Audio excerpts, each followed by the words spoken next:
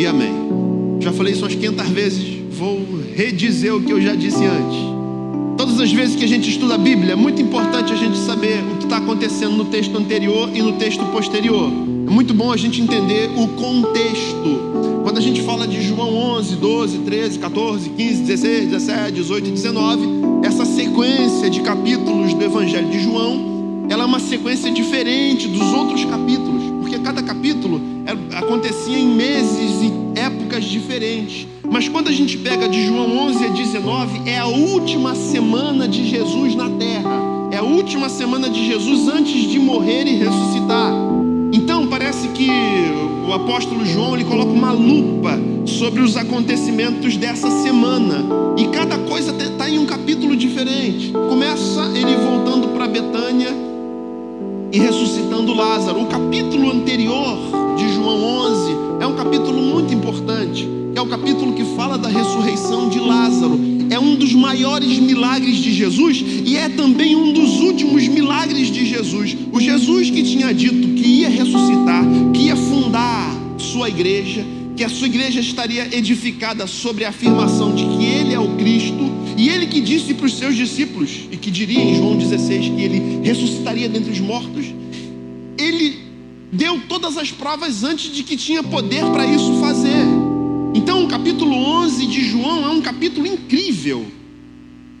Talvez fosse até o que eu iria pregar hoje, mas eu vou pregar o João 12. Mas o capítulo 11 é um capítulo incrível porque Jesus ouve que o seu amigo, vou resumir o capítulo 11. Jesus ouve que o seu amigo Lázaro estava doente, um amigo que ele amava muito.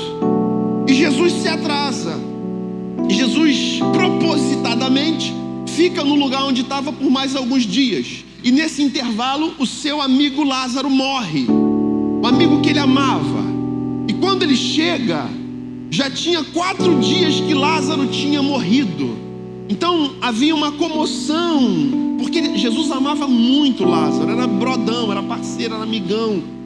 E era alguém novo demais para morrer. Alguém que foi antes do tempo. Alguém que merecia ter vivido mais. E o fato do amigo de Jesus ter ficado doente, ter morrido, causou um impacto e mexeu muito com a família de Lázaro. Mexeu com Maria, mexeu com Marta. As duas estão revoltadas, cara.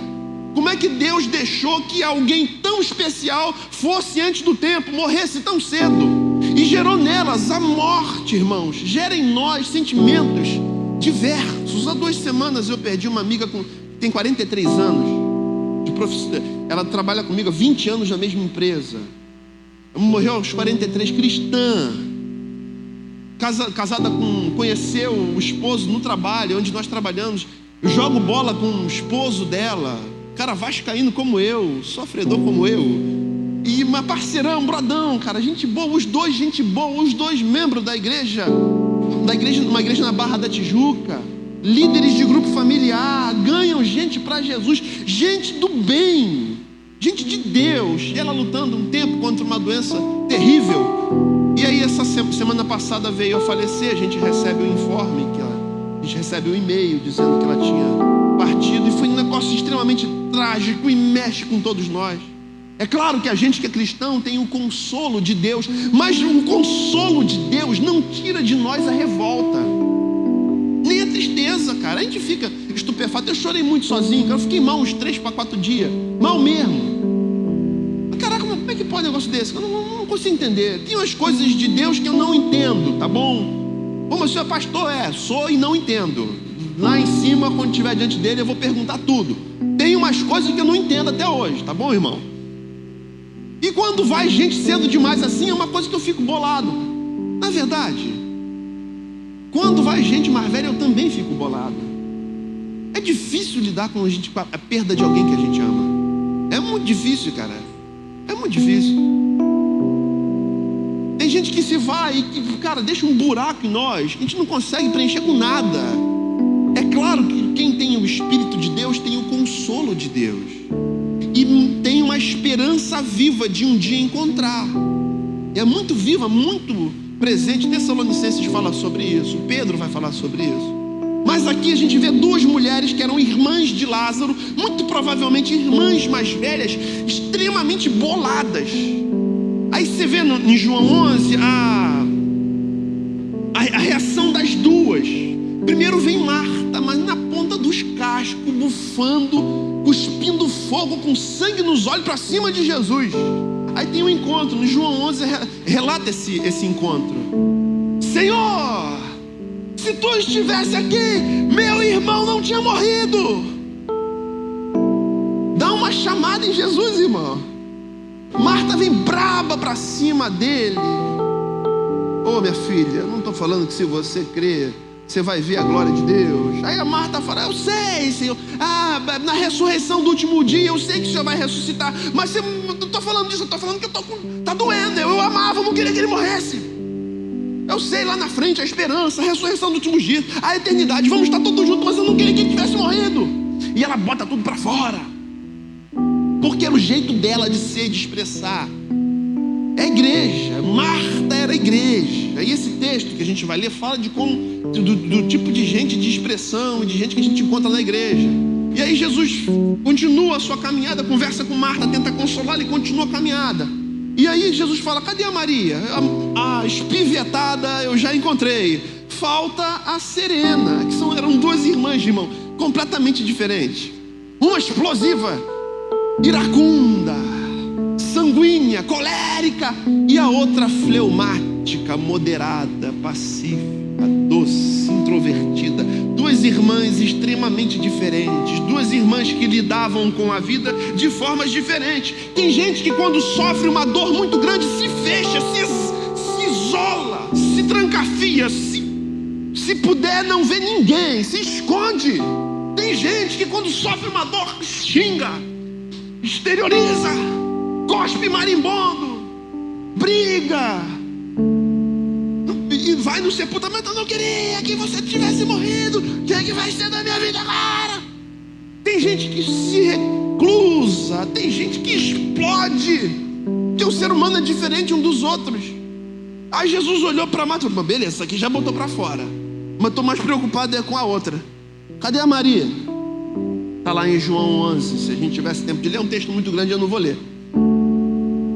Aí ele fala lá no 24, Marta respondeu, eu sei que ele vai ressuscitar na ressurreição do último dia, mas não quero esperar até lá na frente, porque eu queria ver ele aqui agora. Aí Jesus vira para ela e fala, eu sou a ressurreição e a vida. Quem crê em mim, ainda que esteja morto, viverá. E ele consola.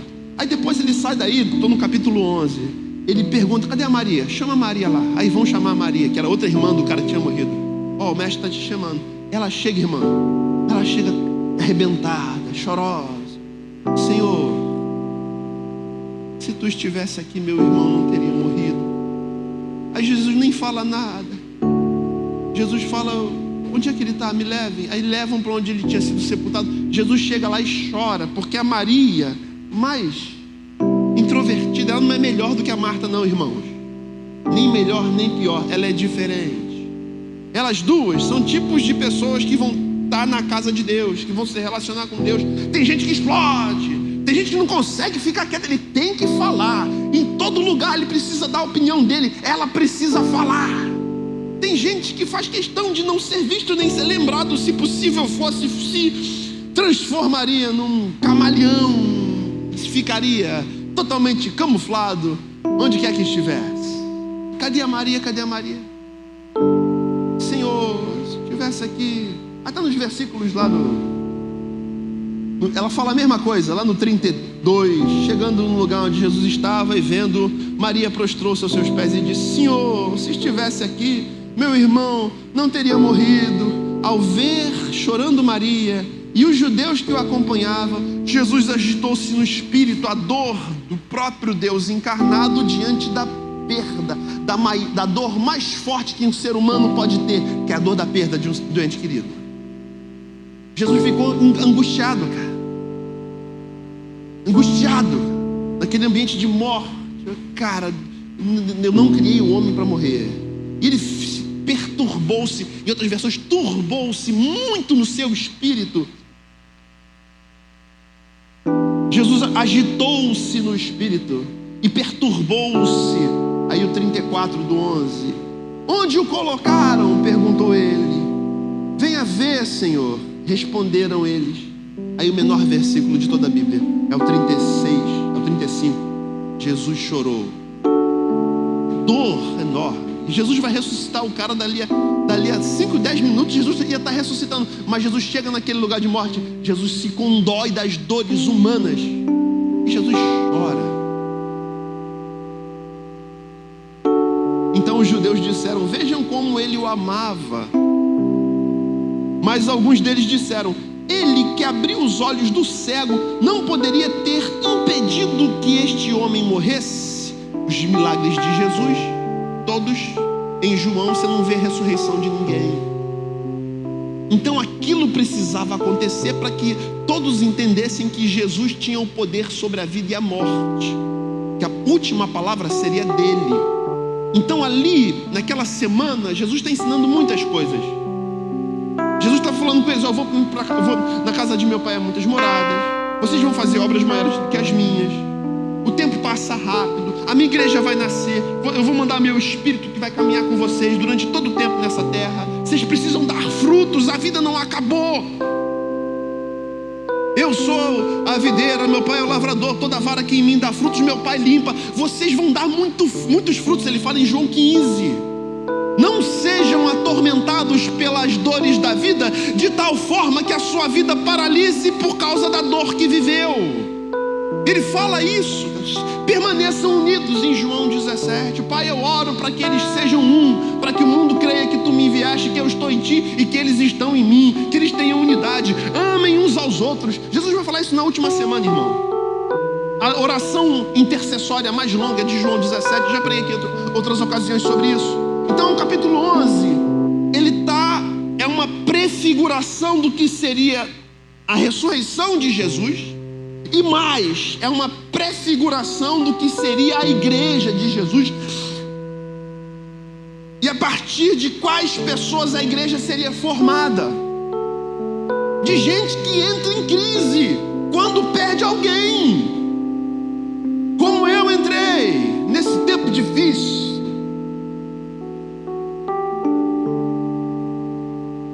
Como você talvez tenha sido tomado por uma tristeza inexplicável, irmão.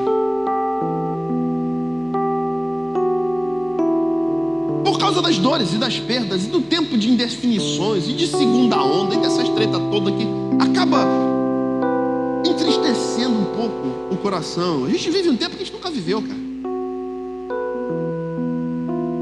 E aí Jesus vem, é um texto incrível, que ele fala: onde vocês o colocaram? E colocaram ali, ele chora, ele vai lá e para, e ele ora, ele olha, e ele fala: tirem a pedra. E Jesus ia ressuscitar Lázaro, Jesus ia fazer uma coisa incrível. O judeu acreditava que depois de 4 dias, até o 4º dia, até o 3º dia, melhor, a alma do homem ficava sobrevoando aquelas EQMs, experiências de quase morte. Eu vi uma luz, eu saí do corpo, aí depois eu voltei pro corpo. Você vê várias gente contando sobre isso. Enquanto 1, 2, 3 dias a alma fica ali, mas depois do 4º dia não tem mais jeito. Os judeus já queriam isso há 2000 anos atrás, e já era o 4º dia, não tinha mais alma sobrevoando, irmão, já tinha ido. E Jesus ia fazer a coisa mais incrível que ele tinha feito até então, que era ressuscitar um morto, dar ordem, o espírito voltar, e o corpo, essa mistura de o ser vivente. Quando Deus falou, Deus soprou, fez o homem do pó da terra, todos os elementos da tabela periódica, e soprou em suas narinas o fôlego de vida, de forma que o homem é a mistura do terreno com o divino.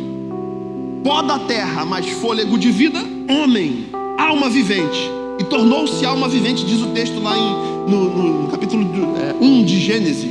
Façamos o homem, soprou. Ruach Kadosh, o fôlego de vida veio, e mistura do divino com o terreno deu origem a nós, que somos esse ser, metade divino, parte divina, parte terreno. Temos o nosso espírito, ainda que você não seja cristão ou tenha uma outra religião, uma outra espiritualidade. Me explica o que você é, para Para onde vai o teu espírito quando você expira, dá a última suspirada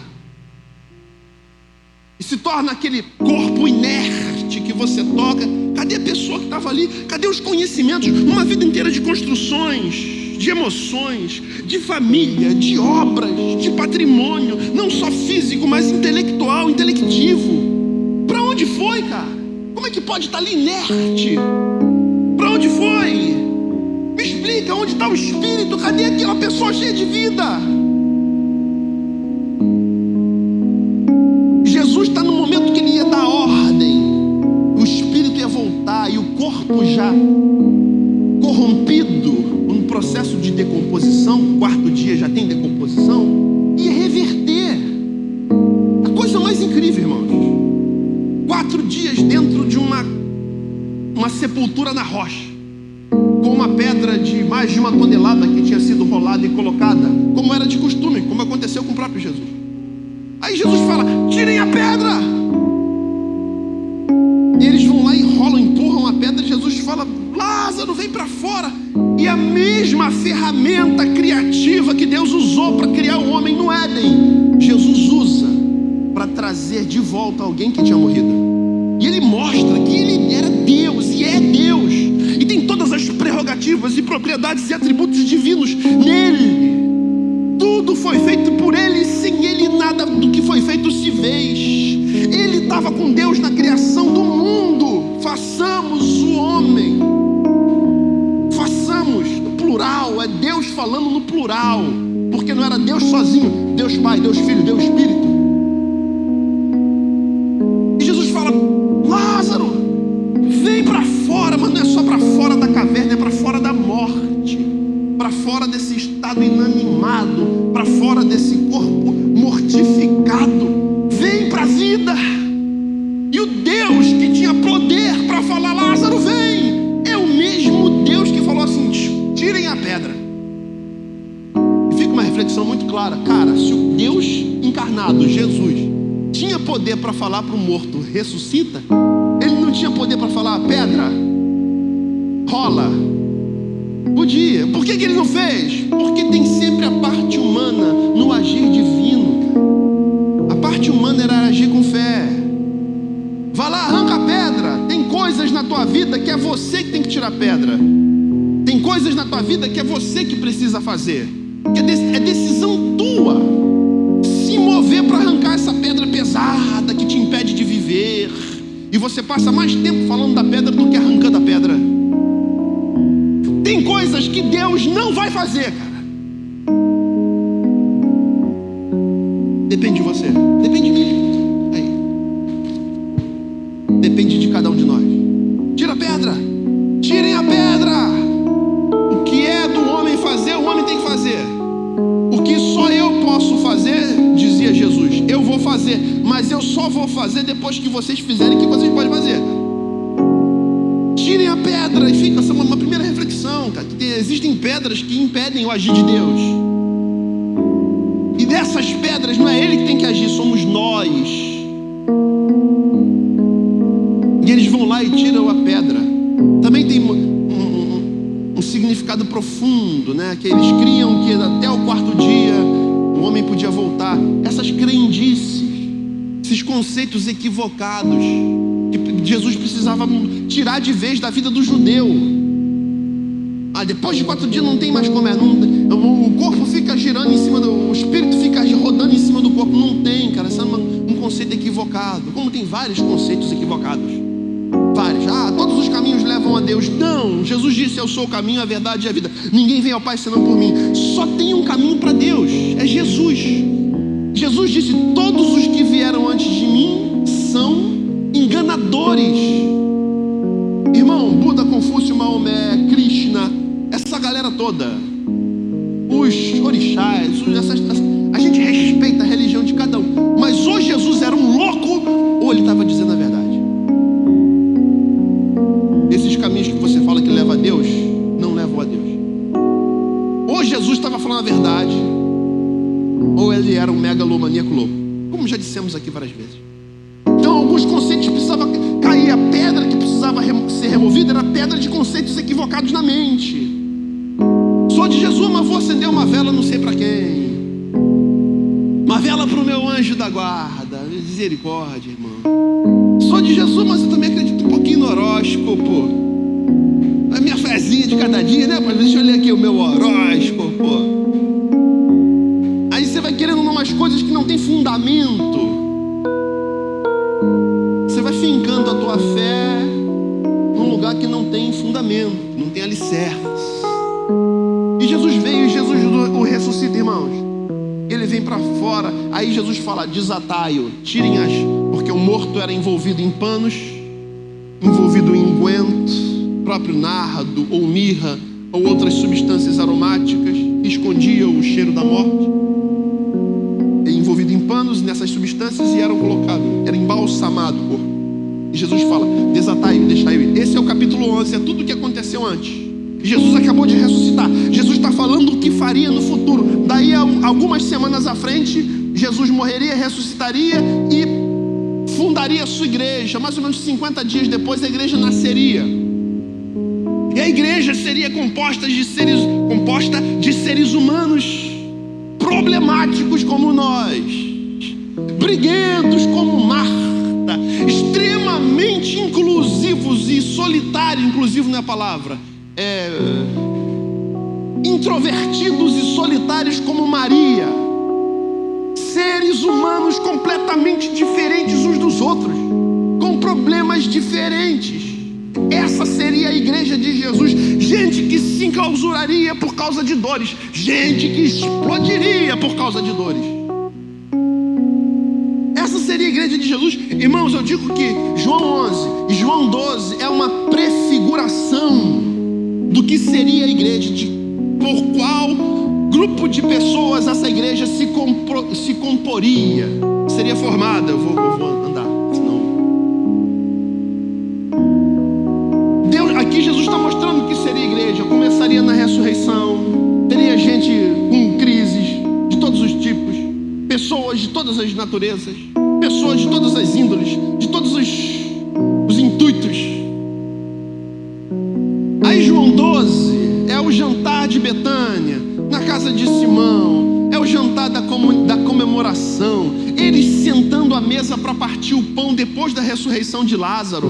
E é uma prefiguração do que seria a igreja, nós todos sentados juntos, celebrando. O que seria a igreja? Está lá em João 12. E é um texto incrível, o texto que a gente leu, pode botar lá nos primeiros versículos. A igreja, esse ambiente heterogêneo, esse ambiente eclético, gente que se reúne em torno de Jesus. A igreja é esse corpo místico de gente imperfeita, que aqui vai elencar os tipos de pessoas que estariam na igreja. A igreja é esse ambiente que é exemplificado muito claramente nesse texto. No censo de 2010, a igreja era 22% da população, algo em torno de 40 milhões de pessoas. 40 milhões de brasileiros eram da igreja evangélica, né? 2020 ia ter um censo, não teve, deve ter esse ano. Eu acredito que esse número tenha chegado a 60 milhões. Mas se em 2010 éramos 40 milhões, 22% da população, e já tinha algo em torno de 30% de crentes que saíram da igreja, que não congregavam em lugar nenhum, ex-crentes, eu não acredito que esse percentual tenha diminuído. Irmãos, eu vou fazer em dezembro 15 anos pastoreando. Vou fazer em maio 20 anos de cristão, que eu me batizei no dia 6 de maio de 2001. Muitas pessoas deixam a sua congregação por causa de problemas relacionais, porque ficaram chateados com alguém, alguma coisa magoou, o pastor falou aquele negócio que não devia ter falado, a pastora falou aquele negócio que ela não devia ter falado, o líder de não sei o que falou não sei o que lá, que não deu ruim. O irmão não podia ter feito o que ele fez. O irmão me contratou para um serviço e não me pagou. Você fez o serviço e não fez muito bem feito e deu problema. Irmãos, pensa num ambiente que tem possibilidade de relações darem erradas, relações que se desgastam com o tempo. Então tem gente que sai, 15 anos, gente sai porque se chateou com alguém na igreja. E aí abandona o corpo de Cristo porque encontrou alguém que não é perfeito. Mas que pode, dentro da igreja, o cara fazer um negócio desse comigo? Ah, não vou sair da igreja. Mas peraí, irmão, quem falou que a igreja ia ter gente perfeita? Onde está isso? Que o texto fala o contrário. Se Jesus quisesse os perfeitos, ele não tinha escolhido dos seus 12 apóstolos. Irmãos, só tinha cara ruim. Ó, Pedro, Tiago, João, Bartolomeu, tudo pescador. O que era melhorzinho era o Mateus, que era cobrador de imposto e roubava. Tinha o Simão Zelote. O Zelote era o cara da briga, resolvia tudo na faca. E tinha o Judas Iscariotes. Judas, sicário Zelote, pegava em armas e um agitador social do partido dos Black Blocs da época. Só tralha, irmão. Só tralha, não tinha um bom. O melhorzinho era o João, que Jesus apelidou de filho do trovão, porque queria passar faca em todo mundo. E o Pedro, que arrancou a orelha do outro lá. Irmão, igreja só tinha gente problemática. Misericórdia. Se Jesus quisesse os sábios, ele teria ido para a Grécia e não para Jerusalém. Aí teria pego lá os pré-socráticos, Epicureu, Sêneca, Heráclito de Éfeso. Ou então teria pegado os da época de Sócrates, né? Sócrates, Platão, Aristóteles, Tales de Mileto. Se ele quisesse os fortes, ele não teria ido para Israel, ele teria ido para Roma. Os Césares eram fortes demais. Otávio Augusto, Tibério César, Calígula, que era maluco, Nero, incendiário, Vespasiano, Tito, Domitiano. Essa galera resolvia tudo no braço, eram os mais fortes. Jesus não escolheu esses. Ele escolhe os mais simples, cara. Os pescadores cabeçudos, briguentos. E essa é a igreja de Jesus. Essa é a igreja de Jesus, formada de seres como eu e você. Posso ouvir um misericórdia? Esse ambiente heterogêneo de gente que entra em crise, como Marta e Maria, uma briguenta, a outra é choró, uma explosiva, a outra emotiva. O texto fala o que seria a igreja. Vamos para o texto então, João 12. Eles estão lá sentados, unidos, reunidos, para celebrar a ressurreição de Lázaro.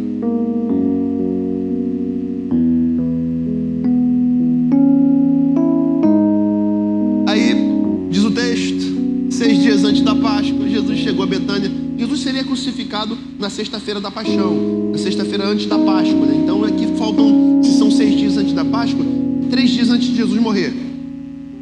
6 dias antes da Páscoa, Jesus chegou a Betânia, onde vivia Lázaro, a quem ressuscitava dos mortos. Então já havia uma expectativa enorme. A primeira vinda foi coberta de tristeza. Essa era coberta de alegria, de celebração, era despedida. Para Jesus era despedida de Betânia, porque ele nunca mais passaria por lá.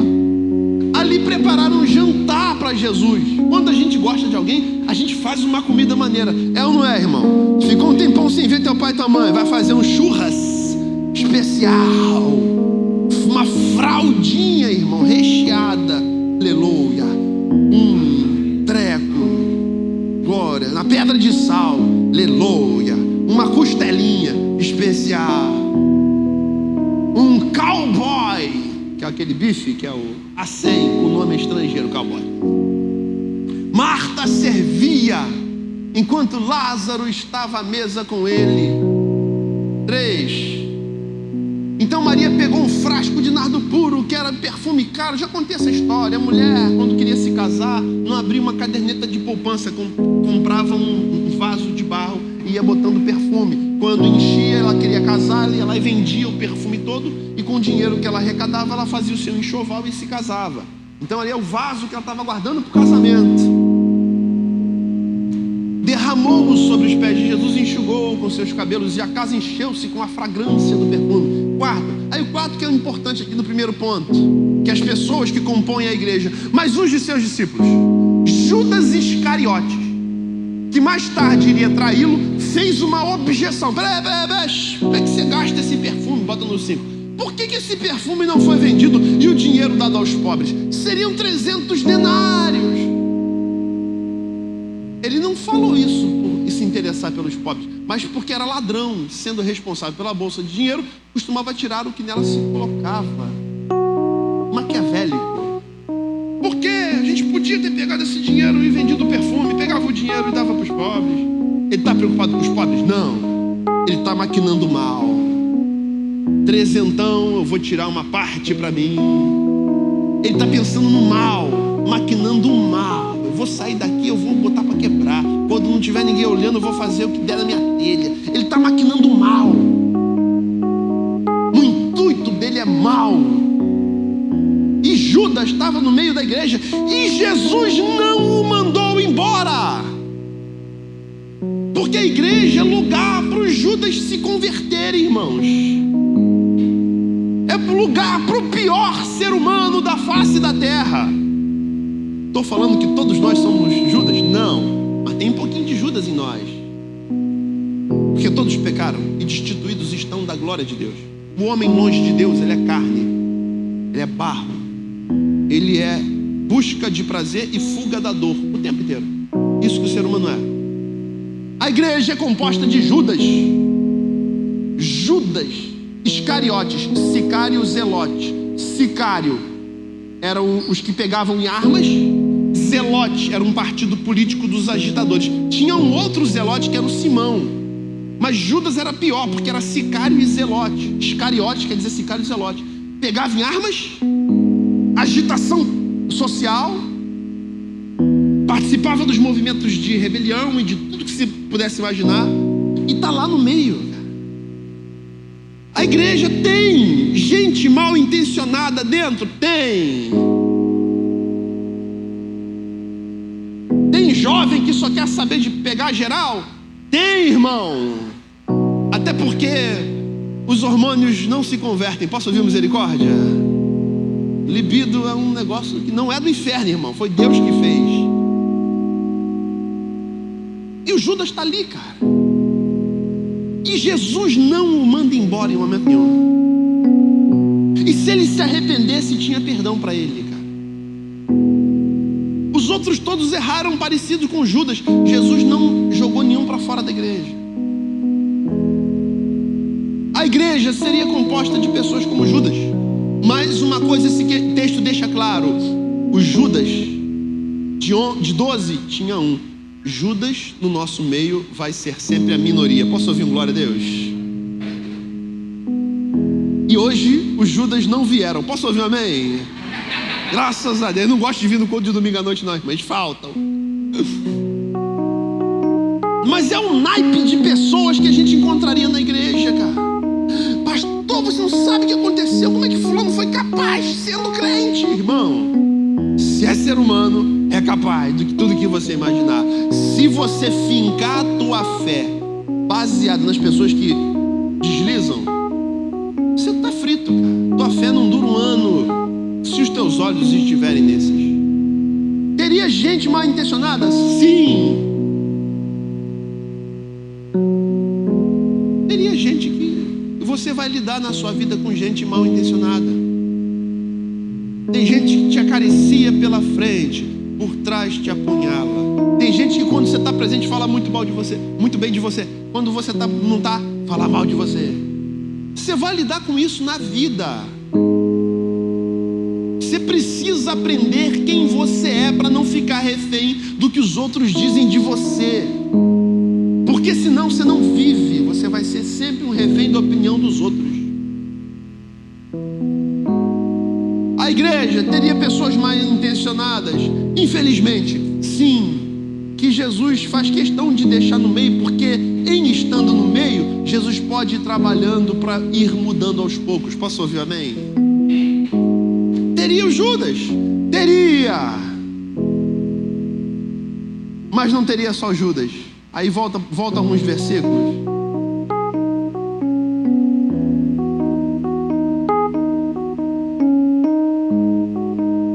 Aí o versículo 2.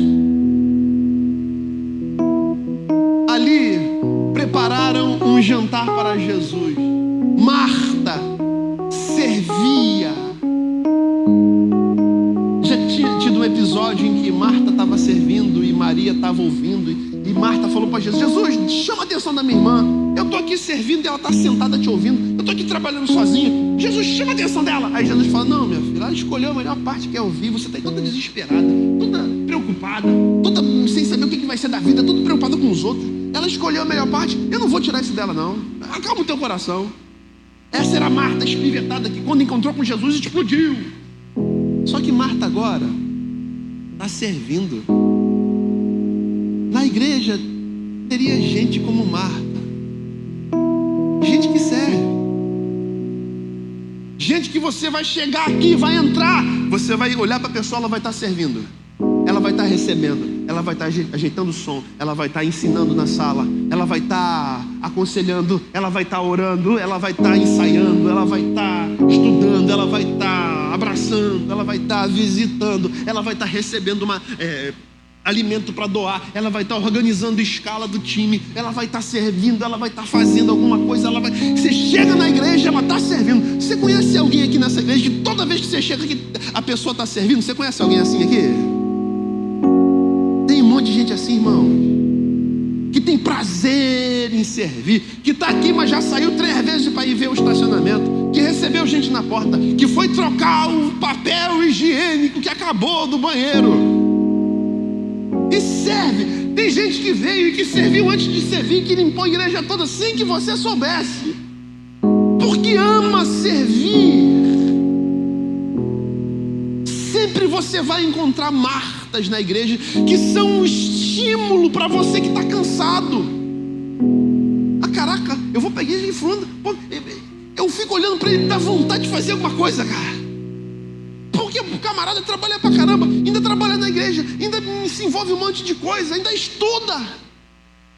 Ele é um flagrante ambulante de que eu preciso mudar de vida, porque ele serve pra caramba e eu não tenho feito muita coisa. Toda a igreja tem Marta, posso ouvir um amém? E aqui tem a Marta também, que a Marta é uma benção, né? Mas no sentido genérico do protótipo de ser humano, de servo de Jesus, ser que serve. Na igreja teria gente que ia servir e que, porque serve, a gente consegue ver o Espírito de Deus na pessoa. O que leva uma pessoa a servir numa igreja, irmãos, é o Espírito Santo, é o amor de Deus encarnado na terra. Gente que serve quem não conhece, gente que serve quem chega. Como às vezes chega gente que está meio atropelado, atazanado das ideias, e a gente pega, senta lá e ora e conversa e dá um café e orienta e ajuda. Gente que está totalmente sem nota, você não tem noção da quantidade de pessoas que entram assim aqui, no último lugar. Gente que entra com droga no bolso, gente que está sem saber o que fazer. Eu estou pensando em tirar minha vida. É uma frase que eu ouço todo ano. Dado o desespero que tomou conta do coração por causa das lutas da vida, e quando entra, tem alguém servindo. A casa de Deus seria o lugar onde as pessoas serviriam outras pessoas, e servindo outras pessoas, serviriam a Deus. Graças a Deus por gente que serve nesse lugar. Posso ouvir um glória a Deus? É uma alegria para a alma. Gente que se dedica, gente que gasta tempo fazendo escala, fazendo contato, organizando para que tudo funcione. Gente que doa o seu tempo, gente que doa parte da sua própria vida e ama muito a Deus. E não é um amor verbal, é um amor que é materializado em atitudes para com o próximo. Na igreja teria os Judas, sim, mas teria as Martas. Terceiro tipo de pessoa que a gente encontra na igreja, no versículo 2 ainda, Marta servia enquanto Lázaro estava à mesa com ele. Lázaro prefigura o terceiro tipo de pessoa. Quem é Lázaro? É o que estava morto e reviveu. Quem é Lázaro? É o que foi acometido por uma doença que o levaria à morte, mas milagrosamente foi alvo da atuação sobrenatural de Deus. Lázaro é aquele que não tinha mais jeito. Lázaro é aquele que já para ele não tinha mais jeito. Os médicos já tinham dado o diagnóstico. Um juízo de valor, uma sentença, o prognóstico era ruim, vai morrer, porque não tem jeito, você não tem jeito. Aí vem Jesus e entra na história e muda a história. Isso aí não vai dar em nada. Isso aí os vícios o dominaram. E aquilo ali, porque aquele cara era um safado. Não tem mais jeito não. Ele já machucou muita gente na família dele. Aquela mulher não tem jeito pra ela. Aquela doença é incurável. Sabe que essa doença é maldita, não tem mais jeito. E você ouve isso de todos os lados, de todos os cantos. E você diz, realmente, do ponto de vista humano, não tem jeito. Aí vem Jesus, faz uma obra em Lázaro, o ressuscita e ele fica vivo. E ele está no meio da igreja e ele se torna um testemunho vivo. As dores que você viveu e que não foram tão fortes para te arrancar da presença de Jesus, hoje servem de testemunho para outros. Muitos aqui não sabem são exemplo para outros. Eu falo de gente aqui, vem aqui para aconselhar, pastor, o que eu faço? Pastor, minha vida acabou, meu marido foi embora, já está com outra família, pastor, eu estou me sentindo um lixo, estou arrasada, o que eu faço da minha vida, pastor? Fica firme em Jesus. Como, pastor? Sabe, fulana foi trocada, foi humilhada, foi arrasada, olha como ela está. Deus restaurou tudo. O marido voltou? Não, ela casou de novo com outra pessoa. Muito melhor do que aquele traste, daquele miserável. Hoje tem uma família que não tem noção. Eu vi tudo que ela viveu. Deus tem os caminhos dele. Deus não pode mandar no coração do teu ex-marido. Não tem como mandar. A gente luta pelo casamento até o fim, irmão. Você me conhece. Mas tem os trastes, irmão. Que são os trastes, irmão. Aí eu falo, dessa pessoa, você não sabe quanto sofreu. Hoje, ela é testemunho vivo do que Deus faz, com o que resolve continuar com Deus no tempo da dor. Então, minha amada, fica firme em Deus. Mas eu não sabia. Essa história aí. Sabe o que acontece? A tua história se torna um testemunho vivo. Se a gente lesse o final de 12, tinha gente que queria matar Lázaro, sabe por quê? Porque ele se tornou um testemunho vivo de Jesus. Eles queriam matar Jesus e agora queriam matar Lázaro também, porque Lázaro tinha morrido e Jesus tinha ressuscitado. A fama dele era muito grande. O testemunho, irmãos, o testemunho é muito maior, vai ser muito maior do que a dor que você está vivendo. Deus aproveita as tuas dores para consolar outros. Deus aproveita as tuas lágrimas para fazer de você um exemplo do que Ele pode fazer para outros. Eu sei que esse tempo tem sido difícil para você, como foi difícil para Marta, para Maria, como foi difícil para Lázaro. Agora Lázaro se torna um testemunho de alguém que não... E Marta e Maria se tornam um testemunho também. Se não te destrói, te faz mais forte. Não é o fim da tua história. Todas as coisas contribuem conjuntamente para o bem daqueles que amam a Deus, que são chamados segundo o seu propósito. E o propósito de Deus é maior, e Ele transcende esses momentos de dor que a gente vive. Lázaro é o terceiro tipo de pessoa que a gente encontra na igreja. Lázaro simboliza a nossa ressurreição.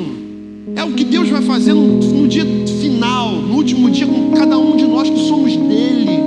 É o que Jesus vai fazer com aqueles nossos que foram para Ele, que hoje dormem no pó da terra, que serão ressuscitados pela vinda de Jesus. O dia mais maravilhoso da terra é o dia da volta de Jesus. O que Ele fez com Lázaro, Ele vai fazer com todos os seus, todos que o aceitaram.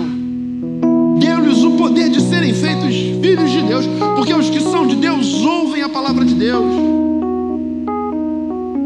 E todo aquele que invocar o nome de Jesus será salvo. Todo que teve a experiência, Jesus disse: quem me confessar diante dos homens, eu o confessarei diante de meu Pai. Quem me negar diante dos homens, eu o negarei diante de meu Pai. Aquele grande, glorioso dia, irmãos, de encontrar com Jesus vai ser grande, não apenas por Jesus, mas a melhor parte é estar com Jesus, mas também vai ser um dia incrível, porque vai ser o reencontro com todos aqueles que foram de Jesus e que descansaram antes de nós, que dormiram. Como ele fala de Lázaro: Lázaro, o meu amigo, dorme, e eu vou acordá-lo do sono. Aí os apóstolos cabeçudos, 3 anos e meio, não entenderam. Senhor, se ele está dormindo, está de boa, deixa ele tirar a soneca em paz. Aí Jesus tem que falar claro: Lázaro morreu, eu vou ressuscitá-lo. É um dia glorioso, porque ele vem como rei. Ele veio como um profeta, hoje desempenha o papel de sacerdote, mediando entre homens e Deus. E quando voltar, ele vai se assentar no trono e ele vai julgar, e será o tabernáculo de Deus com os homens. Jesus nos vendo face a face. Ele vem como rei, meus irmãos. A vinda de Jesus é terrível também, porque ele vem para julgar. Não é o Jesus misericordioso da graça. Passa a dispensação da graça, aí vem o juízo. Irmão, aí ferrou. Ou está em Jesus ou não está. É céu ou inferno. Quando ele voltar, acabou. É igual o Noé. Ele fala isso em Mateus 24, no sermão profético. Ele fala que o dia da vinda do Filho do Homem será como os dias de Noé.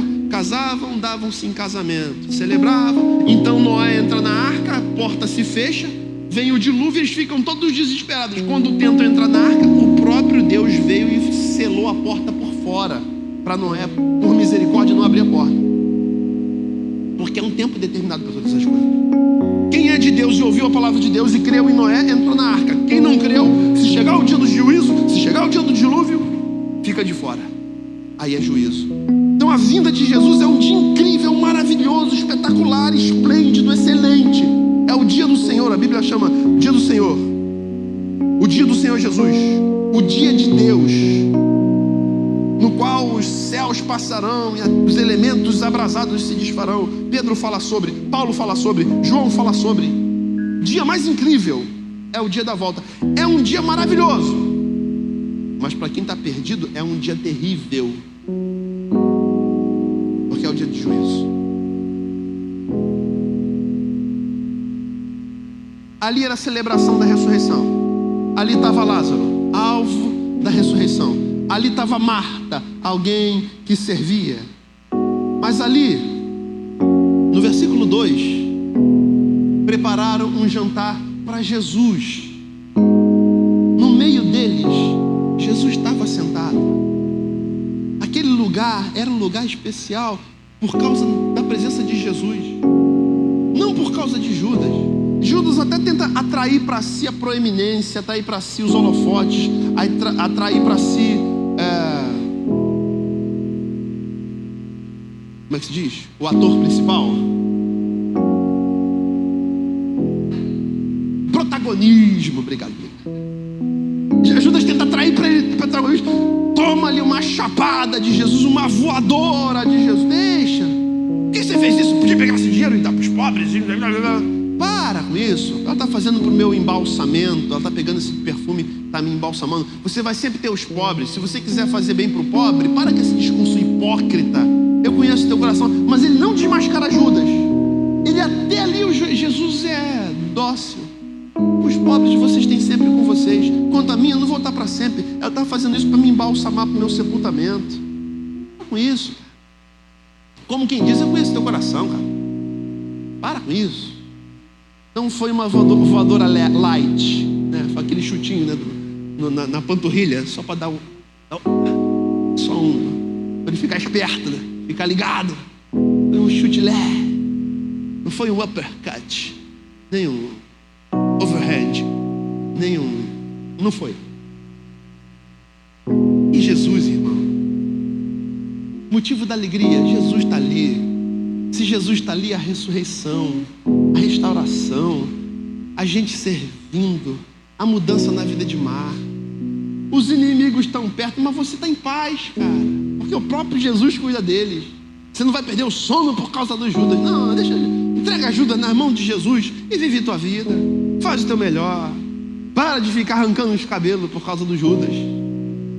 Para Para de ficar olhando para ele. Jesus está sentado, Jesus está no centro. Tem paz.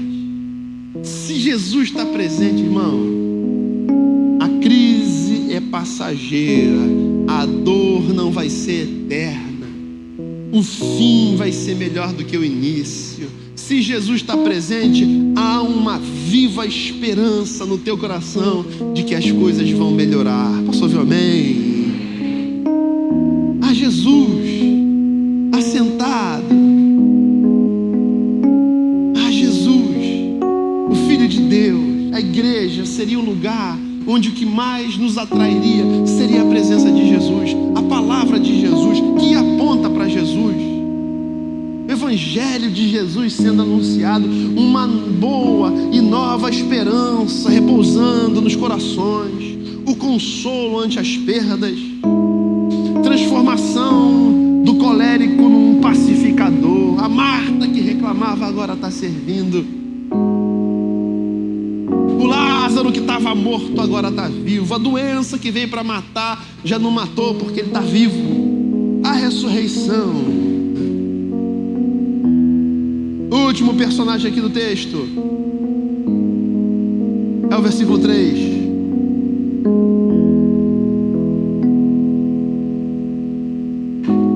Então Maria pegou um frasco de nardo puro, era um perfume caro, e derramou sobre os pés de Jesus e os enxugou com os seus cabelos, e a casa encheu-se com a fragrância do perfume. Mas não apenas o perfume de flor de nardo, que era um Calvin Klein, era um Carolina Herrera, era um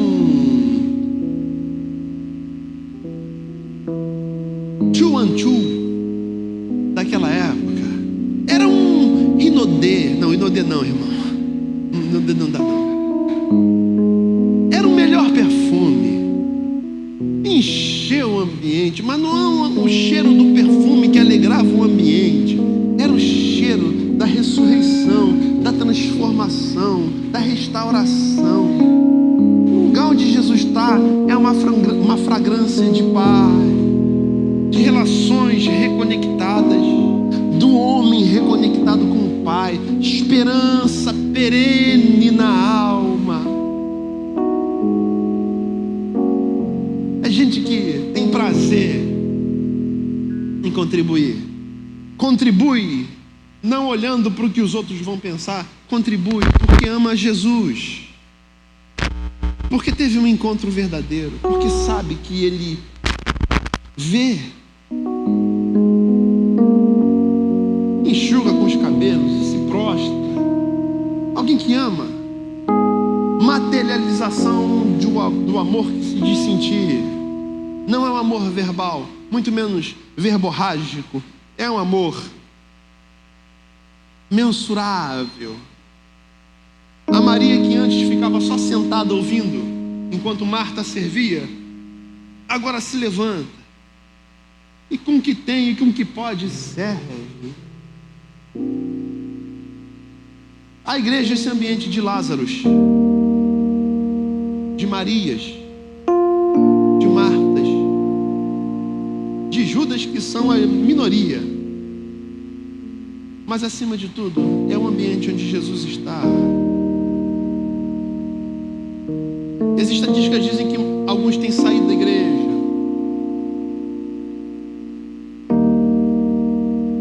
A Bíblia diz em Hebreus: não abandone a sua congregação, ainda mais quando vai se aproximando daquele dia, o dia da vinda de Jesus. Quanto mais velho a gente fica, irmão, mais perto a gente está do nosso encontro com Jesus. O mais importante é estar fincado nele, o mais importante é estar na casa dele. Quanto mais os tempos mudam, como tem mudado, tudo que tem acontecido nesse último ano, que ainda está acontecendo, cara, o mundo mudou, nós fomos forçados a mudar. Se permita permanecer nele. Pastor, está muito difícil para todos nós, irmão. Eu nunca tive tão cansado, um cansaço que eu não sei nem explicar. Minha esposa sabe, talvez o pastor Mateus e os outros pastores sabem. Nunca tive tão cansado toda a minha vida. cansaço físico, é um cansaço das dores. Mas os meus olhos estão fixos naquele que eu vou encontrar um dia. Um dia que eu vou estar com Jesus, encontrar com os que já foram para Ele, já descansaram, já dormiram no Senhor. Saber que ainda tem uma missão para cumprir aqui. Eu vou cumprir, irmãos. Eu quero ouvir da boca de Jesus, como Ele disse em Mateus 25: vinde benditos, tomai por herança o reino que tem preparado desde a fundação do mundo. A coisa mais importante que a gente pode ouvir de Jesus é: bem feito está, servo bom e fiel, entra no gozo do seu Senhor. Armando, bom trabalho, vem pra cá. Caraca, cara, tudo que eu quero ouvir. É o que me mantém de pé quando eu penso em desistir. É o que, cara, quando a gente lida com as dores mais profundas do ser humano no meio da igreja, irmão, a gente lida. Às vezes a gente não tem o que dizer, mas quando a gente olha na perspectiva de um futuro eterno com Ele, a gente tem paz. E essa paz excede o entendimento, não é terrena, não é palpável, não é comprável. É algo que só tem quem está em Jesus. E essa seria a igreja dele, feita de gente como eu e você, com promessas, com propósitos. Agora, de tudo que a gente ouviu, o mais importante é que Jesus estaria no meio da igreja. E Jesus está no nosso meio nessa noite.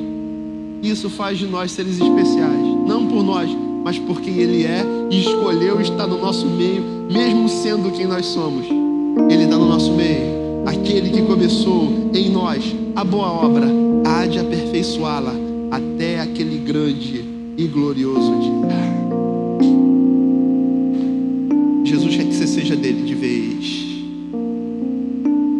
Jesus quer que você entregue as dores, as perguntas, as preocupações, as tensões.